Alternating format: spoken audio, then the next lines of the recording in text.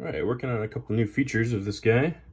First of all, I actually have 24 volts running into the circuit, and that's going to a 5-volt voltage regulator.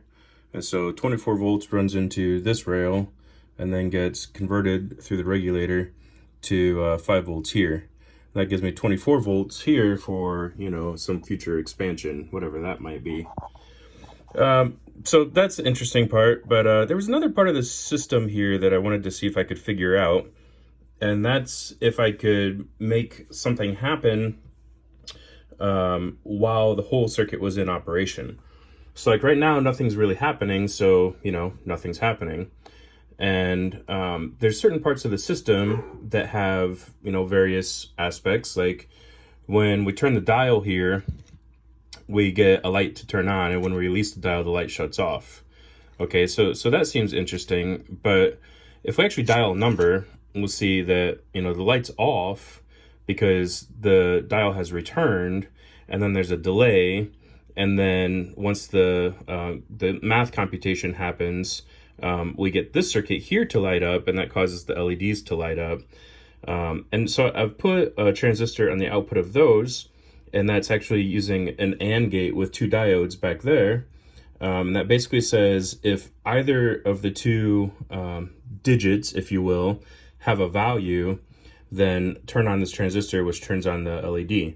So if we dial a 2, and it's actually still in ×3 mode, so it would be a 6. So we're going to get the 4 and the 2 bit to light up here. So as long as there's there's information on the bits here, then this LED here is going to light up. So I'll dial that 2, and you can see there they are, and this is on up until there's no data in the registry here. So that's pretty interesting. We can get a light to turn on when we dial, and we can get a light to turn on when the math happens. But if you notice, I'll do it again, there's a delay in here. So I'll dial, now there's a delay, and now we have this.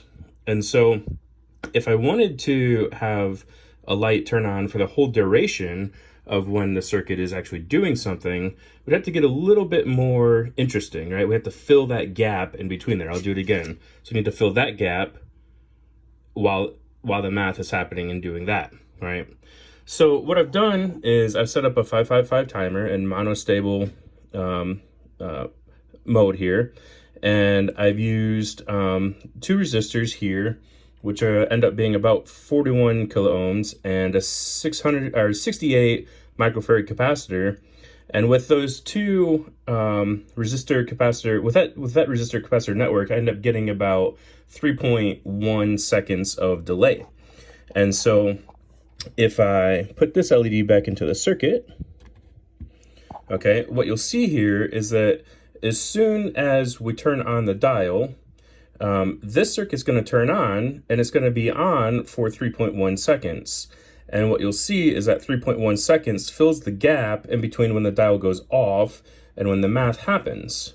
All right, so let's give that a shot. So it's on, and it's on for 3.1 seconds.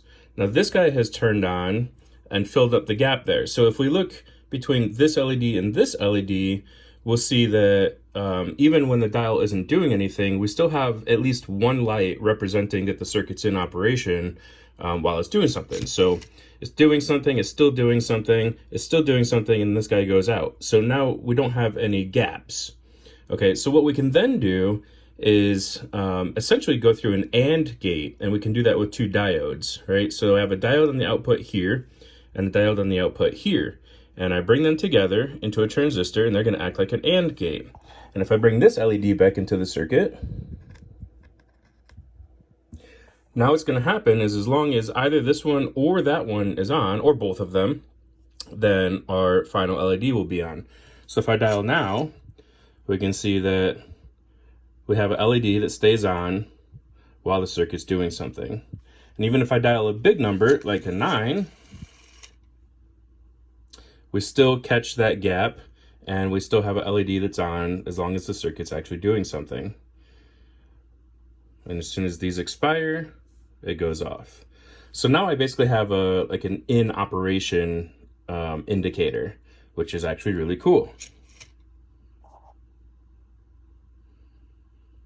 Now, what's neat about that is that the 555 timer actually is triggered low. So if we look at here, the trigger on that is triggered on the falling edge. And when the falling edge happens, that's when the output turns on for the duration here.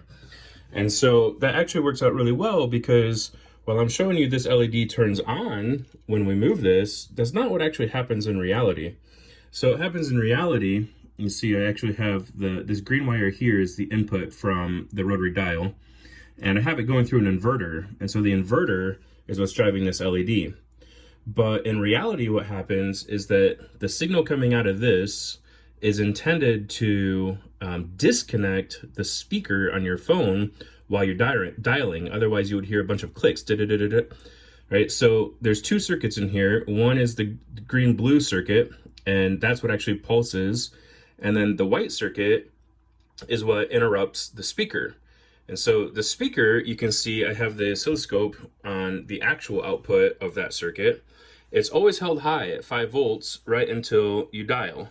And when you dial or move the phone, it brings that low, which disconnects the circuit. And then when you release, it brings it back high. And that's actually a negative pulse, right? So it's going from 5 volts, and then as soon as we move the dial, it goes low. And then when we bring it back up, it goes high. So that's actually a negative pulse, which means we don't even have to invert the circuit. We can take that direct output as the trigger to the 555 timer, and that's what generates the negative pulse. Now, as long as that pulse is completed in time for the delay to expire, then it's no biggie. You can have a really long pulse or a really short pulse, as long as the pulse is done by the time that the trigger expires. Now, I guess that I haven't ever tried this. If I hold this for more than 3 seconds, I think what would happen is that the LED simply never shuts off. And that's what we're seeing happening, which is just fine because we're still actually doing something, right? When we release it, we'll get that pulse and it goes off. So as long as that trigger happens in time, even for a long pulse, it's totally covered. Really fun.